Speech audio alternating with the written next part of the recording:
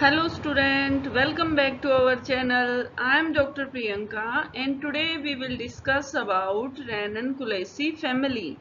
अभी तक हमने floral diagram, floral formula, stem, leaves, aestivations, calyx, corolla इन सब के बारे में पढ़ा है। अभी हम एंजियोस्पर्मिक फैमिली को डिस्कस करेंगे और फर्स्ट फैमिली है अपनी Ranunculataceae family.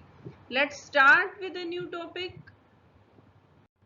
Okay, first of all, Ranunculataceae family is also known as little frog, like a little frog, also known as buttercup और crowfoot. इस फैमिली को जाना जाता है बटरकप, एक फ्लावर है लार्कस्पर का, उसके नाम के लिए इसे बटरकप फैमिली भी कहा जाता है। क्रोफुट इसलिए कहा जाता है, इसके फ्लावर का जो हम डायग्राम देखेंगे या फ्लावर की जो स्ट्रक्चर देखेंगे वो क्रोफुट जैसी होती है, या लिटिल फ्रॉग भी इसको बोला जाता है।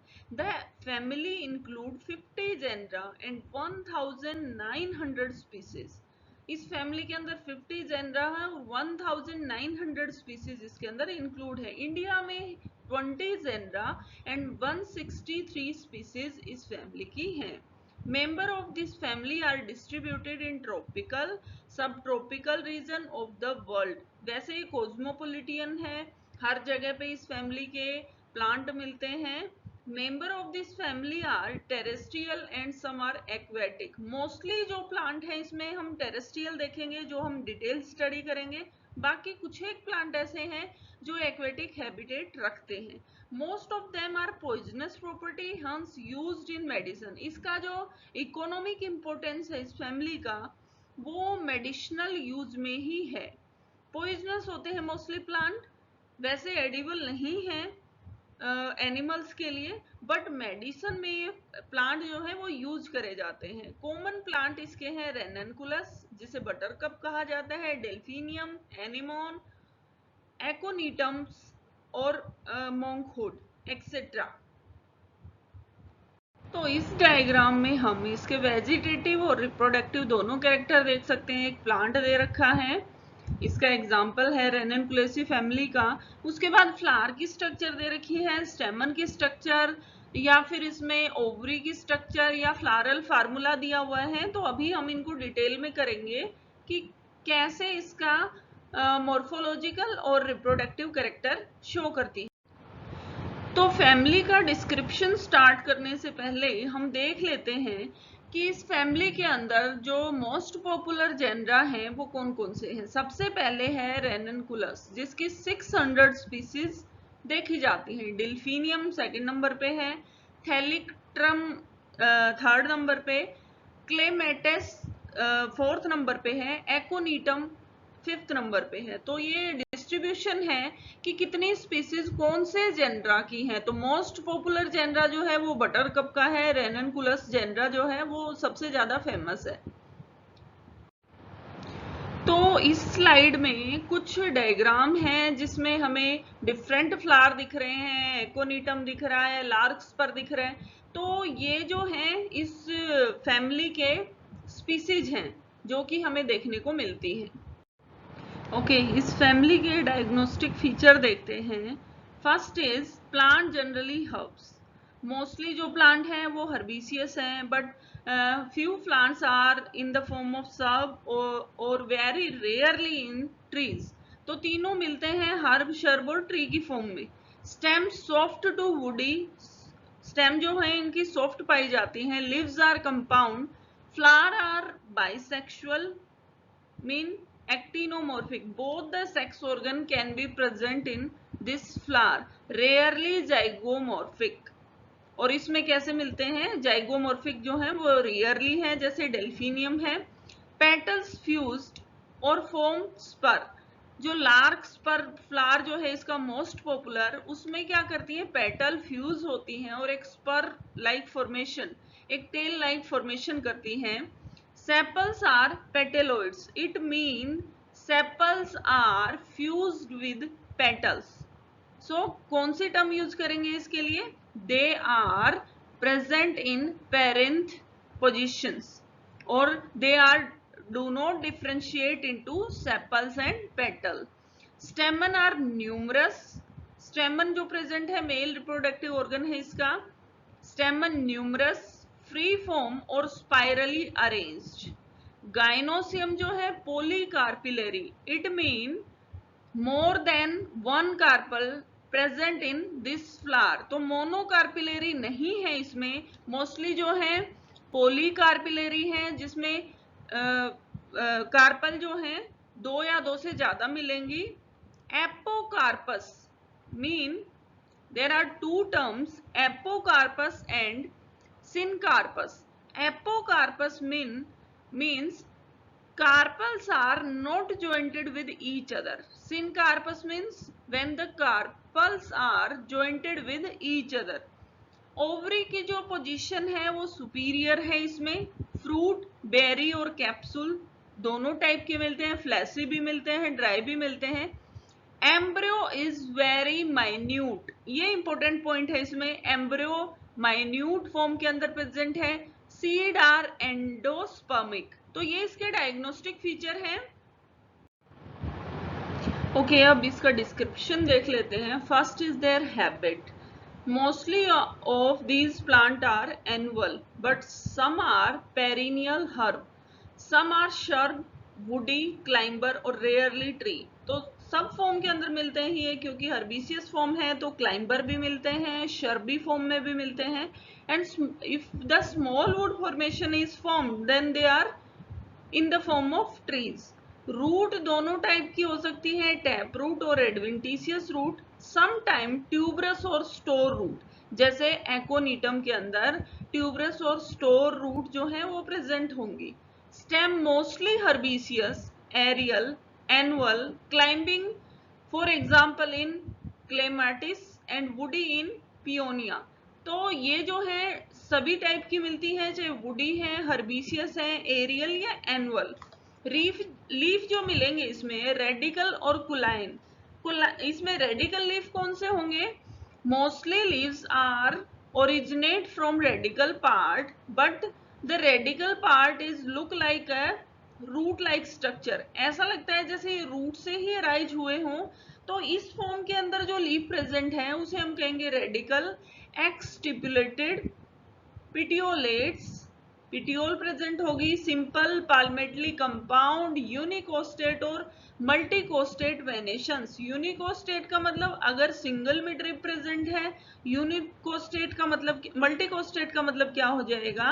मिडरिब जो है एक से ज्यादा यहाँ प्रेजेंट रहेंगी। इनफ्लोरेसेंस सोलिटरी टर्मिनल भी है और एक्सिलरी भी है। हर एक्सिस के ऊपर फ्लावर भी प्रेजेंट हो सकता है या फिर टर्मिनल पोजीशन के ऊपर। फ्लावर का डिस्क्रिप्शन देखें तो ई ब्रैक्टेड है ये फ्लावर, ब्रैक्ट प्रेजेंट नहीं है। पेडिसिलेट, पेडिकल पार्ट प्रेजेंट है। Bisexual, complete flower, pentamerous, actinomorphic, spiral, hypogynous और may be spurred.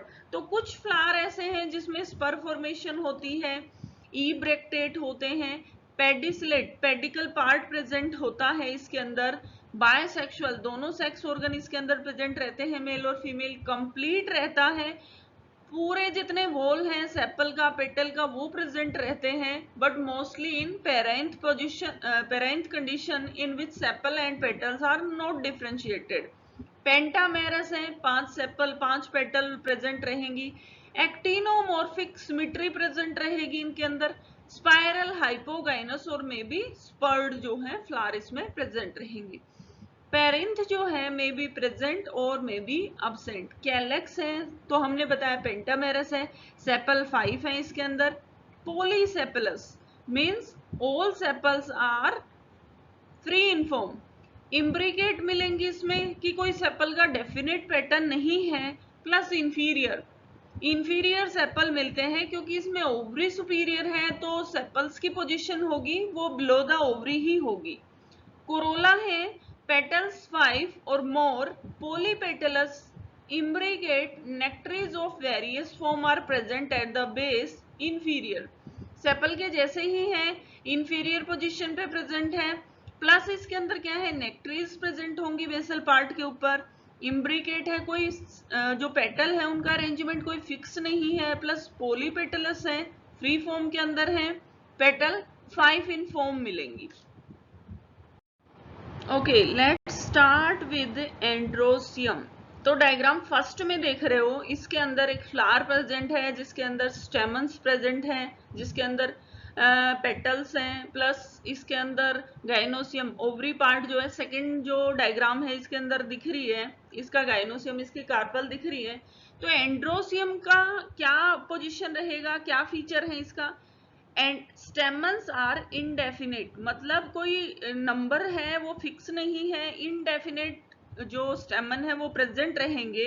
They are polyandrous, mean all the stamens are free from each other. तो डायग्राम फर्स्ट में देख रहे हैं, arrange spirally, एक स्पाइरल के अंदर प्रेजेंट रहेंगे।